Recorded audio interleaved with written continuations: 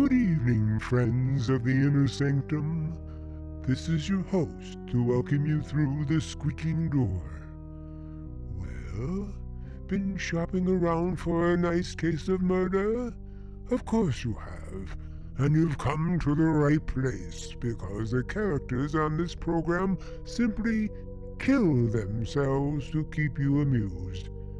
Why, only the other day we were accused of making murder our business. But we wouldn't do that, friends. Oh no, because that would be mixing business with pleasure.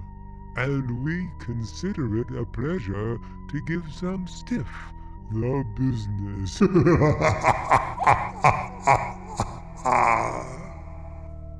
And now, friends, tonight's story is a triangle tale concerning a man, a woman, and a murder. You've heard it said that those who laugh last laugh best. But we're going to prove that it never pays to get into a laughing contest with a ghost. Because ghosts always get the last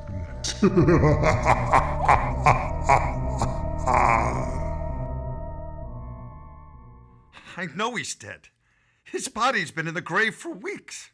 And yet, although I tell myself it's impossible, I can hear him laugh. That raucous, mocking sound haunts me.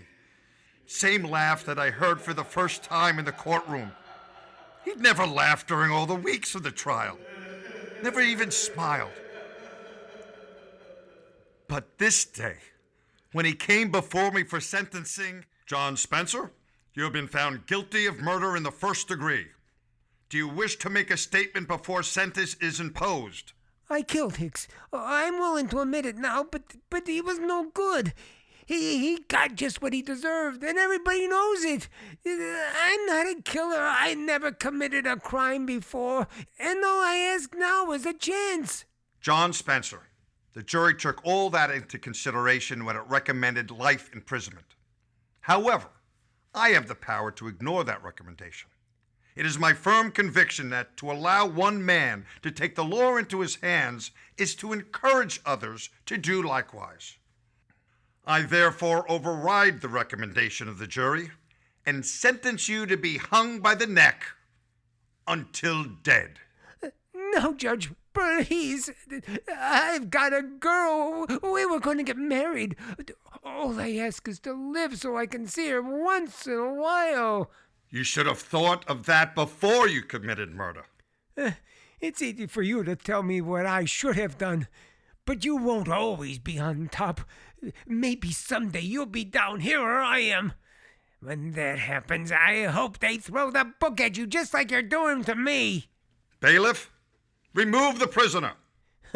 Won't I be laughing when that happens? Wherever I am, I'll be laughing fit to bust.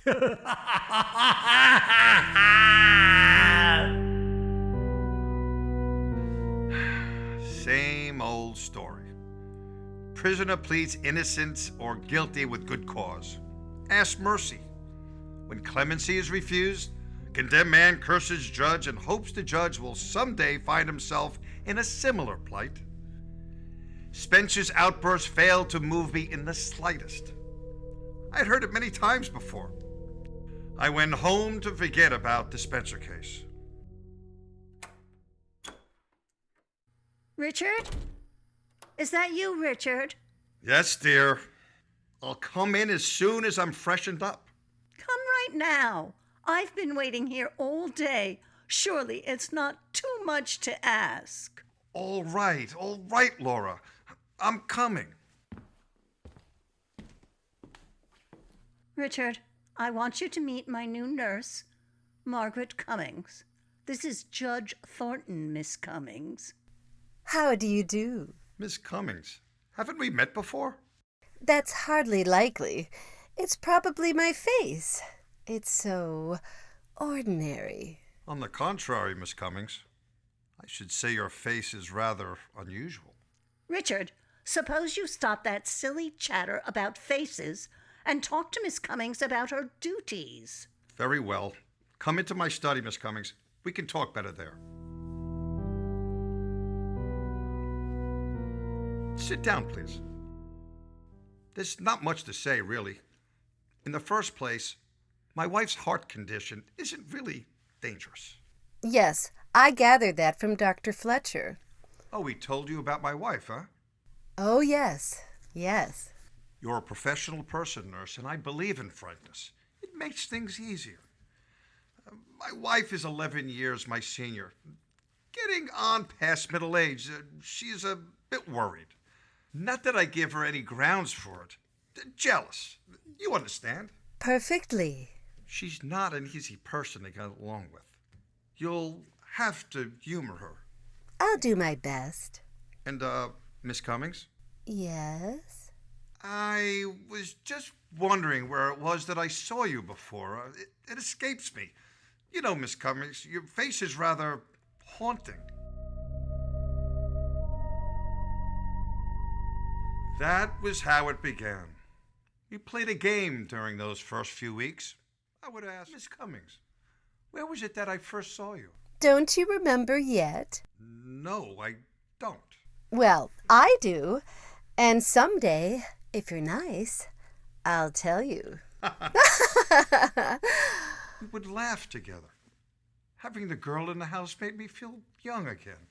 It didn't last. It ended one evening in Laura's room. Richard, Yes, dear.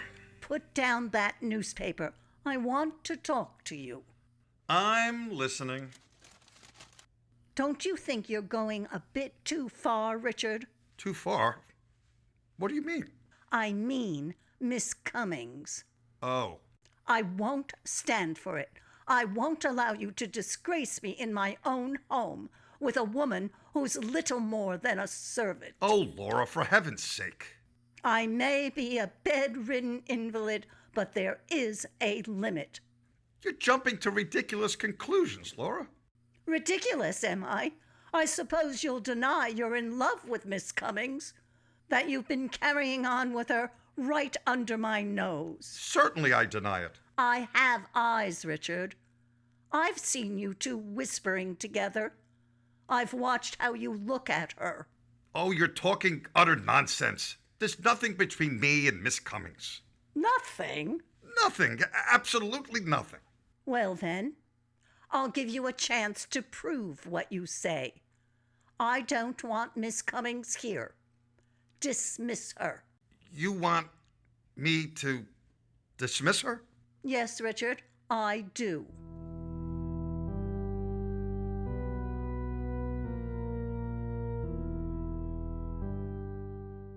Miss Cummings,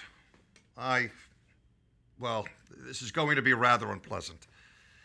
You see, my wife... Yes, I know. She wants me to leave.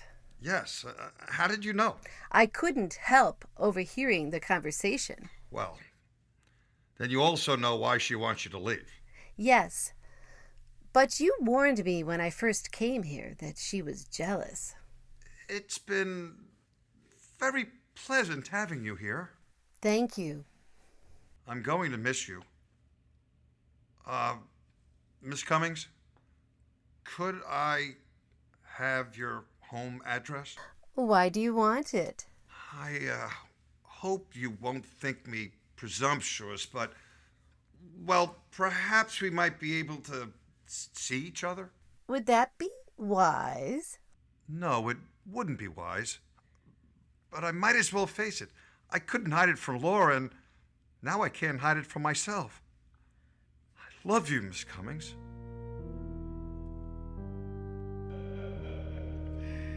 That night, I heard Spencer's laugh for the first time since the day in the courtroom. I set it down as a figment of the imagination, born out of a feeling of guilt due to my disloyalty to Laura. I put it out of my mind. I had other things to think about. The slip of paper with Margaret Cummings' address on it was in my pocket. A dozen times during the next week, I picked up the telephone to call her, but something held me back. It was fear, I guess. Fear that if I saw her again, I would be taking a final irrevocable step. But then I couldn't stand it any longer without seeing her. I dialed her number.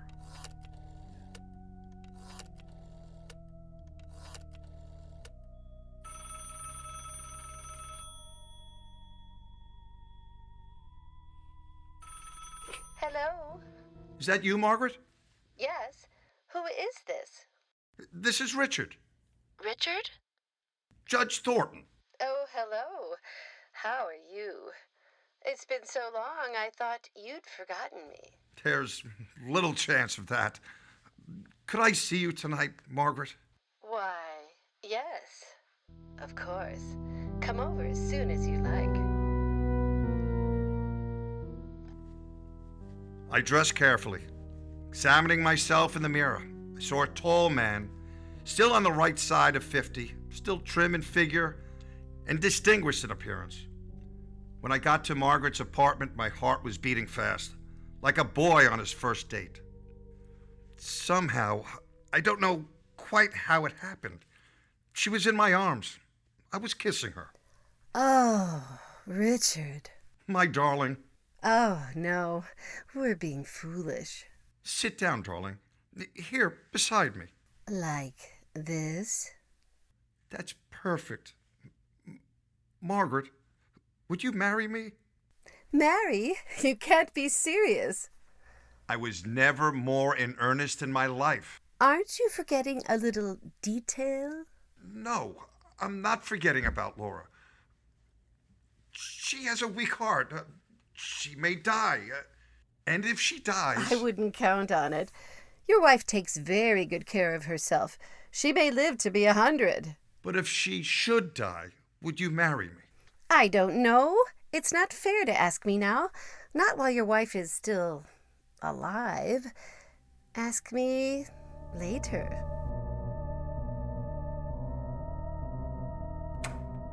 Richard? Did you have a pleasant evening at the club? I didn't go to the club, Laura. No? No. I lied to you. I spent the evening with Margaret Cummings. Richard! You were right. I'm in love with her. I never knew what love meant before. I can't live without her. You're mad. You don't know what you're saying. I want a divorce, Laura. Divorce? No. I want it immediately. Oh, you can't do this to me. Oh, my heart. What? Now see what you've done. Laura? Oh, the shock. My pills, Richard. Give them to me. Hurry. Hurry, Richard. I knew she was pretending the heart attack, hoping to play on my sympathy. That was Laura's favorite trick. It always worked before. Not this time. This time I would pretend until I was ready to act. I gave her the pills, watched her take them and sink back on the pillow. Oh, thank you, Richard. Feel better now? Yes, dear, much better. I don't know what I'd have done without you here. I would have died. Oh, Richard, say you didn't mean what you said before. Don't you see? I couldn't go on living without you. You won't have to, Laura. Then you won't leave me for that girl? I'll take care of you. Here, let me make you more comfortable. Your pillow needs rearranging. Yes, it does. Richard, what are you doing? I'm fixing the pillow. Lie still. Stop twisting around. This isn't much different from a heart attack. Laura? She's dead.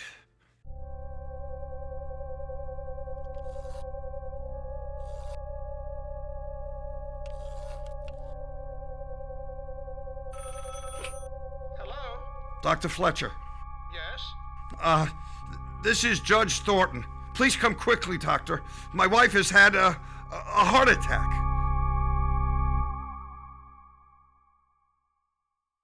It happened during an argument, It's nothing important, doctor. Just a domestic quarrel. And suddenly she had this attack. I gave her the pills, but by that time it was too late. That's too bad. If I'd only known that her condition had become so dangerous. Oh, Judge, you've nothing to reproach yourself for. These things happen. Will you take care of the formalities, doctor? Oh, yes, of course.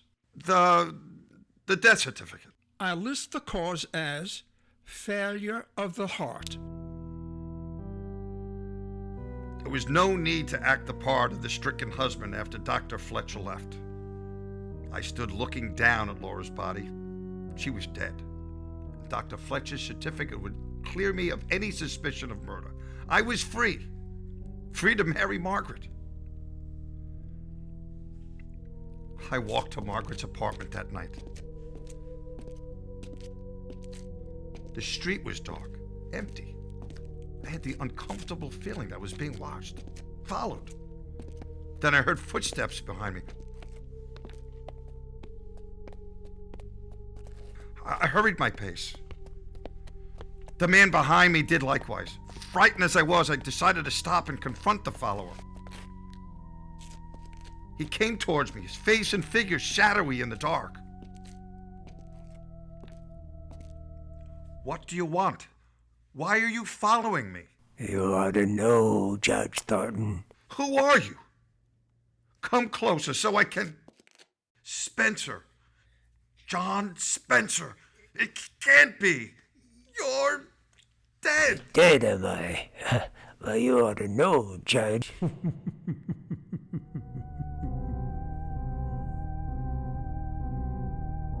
Now, take it easy, mister.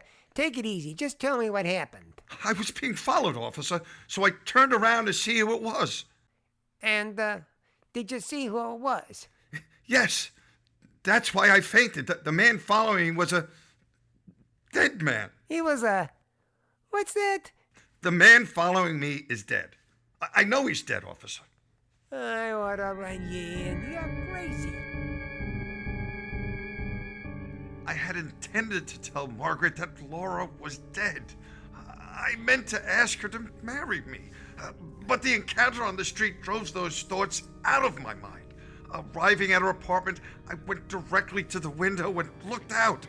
And there, across the street, leaning against the wall, I saw John Spencer.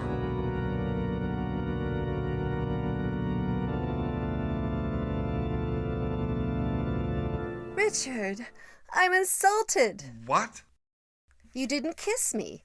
You haven't even said hello. Oh, I'm sorry, dear. But that man across the street, he can't be real. And yet, if he isn't... What man, Richard? Don't you see him? No, there's no one across the street. He was there a moment ago. I turned my head to talk to you, and now he's gone. Darling, you're trembling. You must be sick. Don't look at me like that. Richard, what's the matter? I guess I'm sick. I'd better go and have a talk with Dr. Fletcher.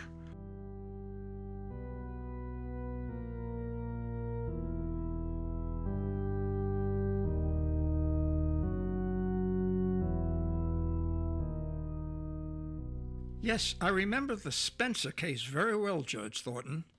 You could have spared Spencer's life, but didn't. And now you imagine that he follows you? Yes. But the man is dead. Then it was his ghost that followed me. His ghost I spoke to. His ghost that laughs. There are no ghosts, Judge Thornton, with one exception. The ghosts we carry about inside us. What do you mean? Well, these things you hear and see, these are hallucinations brought on by feelings of guilt. Spencer's been dead for weeks. So the question is, why should you experience guilt feelings at this late date? I don't know. Well, psychiatry has an explanation. Quite often, in such cases, One refuses to face the guilt object and transfers his guilt feelings to some other person. What are you driving at? I'm suggesting that your guilt feelings are not caused by the Spencer incident, and I'm going to ask you a blunt question. Did you murder your wife? Why, of all the idiotic... Now, just a moment, Judge, just a moment. I've been rather uneasy about the circumstances of Mrs. Thornton's death. But you yourself diagnosed it as a heart attack. I accepted what you told me that night. A superficial examination of the body did indicate such a conclusion, yes, but your wife's cardiac condition was mild. Now, your guilt feelings lead me to suspect... This murder talk is ridiculous. Were there any signs of struggle, any marks of violence? Of course not. Mrs. Thornton might have been suffocated. Oh, nonsense. Perhaps. At any rate, I intend to recommend to the coroner that an autopsy be performed. An autopsy? Yes, it would determine whether or not death was due to suffocation. You should have no objection, if I am mistaken. You meddling fool. Judge Thornton, put down that paperweight.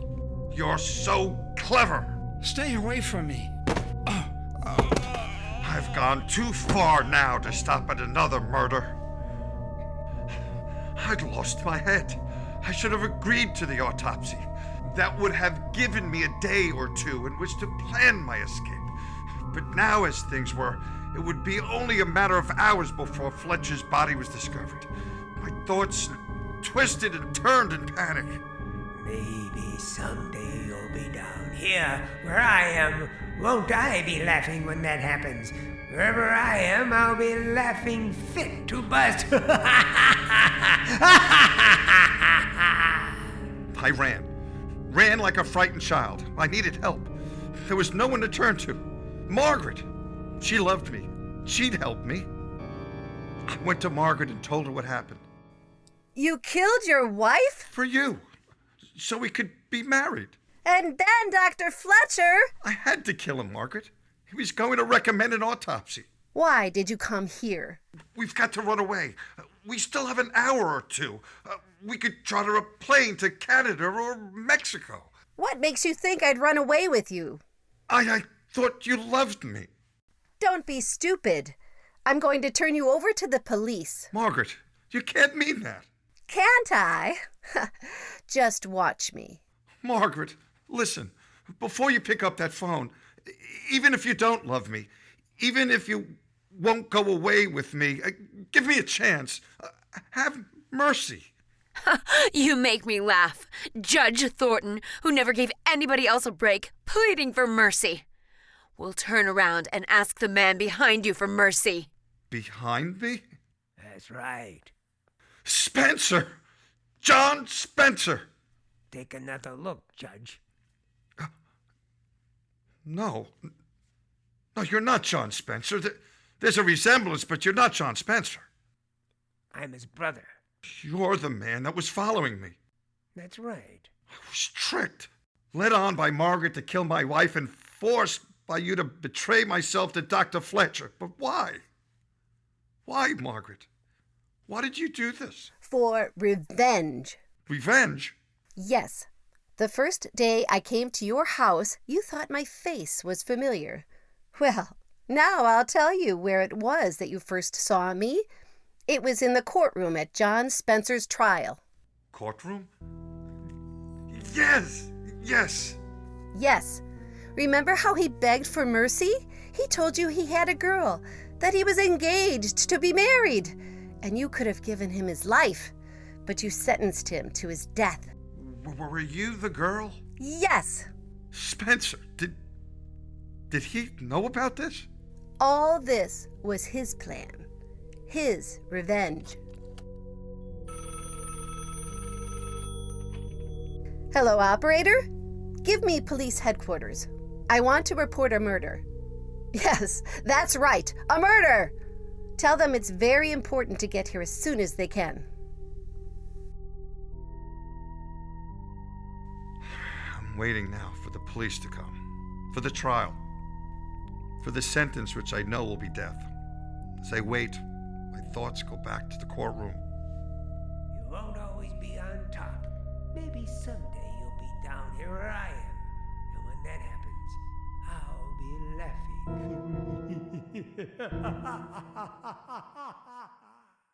Well, Judge Thornton certainly misjudged Margaret Cummings, which was a grave mistake. Why, he didn't have the ghost of a chance with her. She double-crossed him right into the graveyard. Oh, a word of caution. If you must commit murder, be sure to select the proper weapon.